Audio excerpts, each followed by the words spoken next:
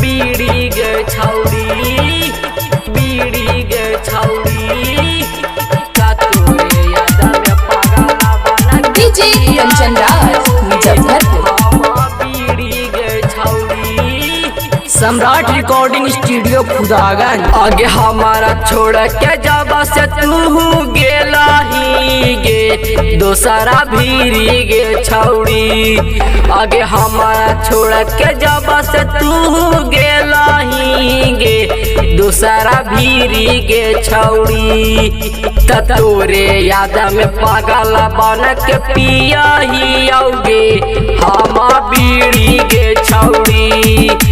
तोरे याद में पागल बन के पिया ही आओगे हम बीड़ी गे छौड़ी।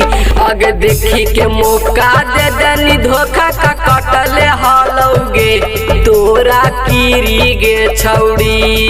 आगे देखी के मौका दे दनी धोखा का कटले हालोगे तोरा कीरी गे छौड़ी। तोरे याद में पागल बन के पिया ही आओगे हम बीड़ी गे छौड़ी। तोरे याद में पागल बन के पिया ही आओगे हम बीड़ी गे छौड़ी। बीड़ी गे छौड़ी, बीड़ी गे छौड़ी, डीजे कंचन राज मुजफ्फरपुर।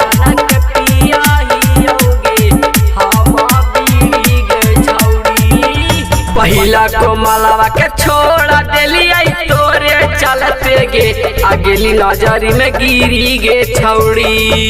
पहिला को मलावा के छोड़ा देलिया तोरे चलते गे अगली नजरी में गिरी गे छौड़ी।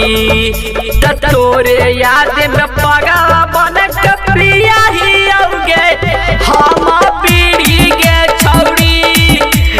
तोरे याद में पागल बन के पिया ही आओगे हम बीड़ी गे छौड़ी। बीड़ी गे छौड़ी, बीड़ी गे छौड़ी, डीजे कंचन राज मुजफ्फरपुर।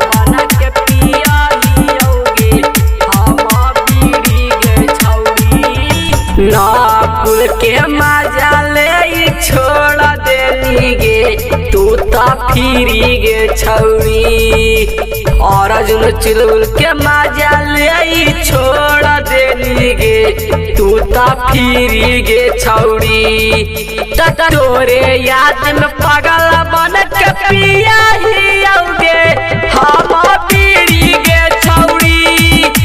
तोरे याद में पागल बन के पिया ही आओगे हम बीड़ी गे छौड़ी। सम्राट रिकॉर्डिंग स्टूडियो खुदागंज।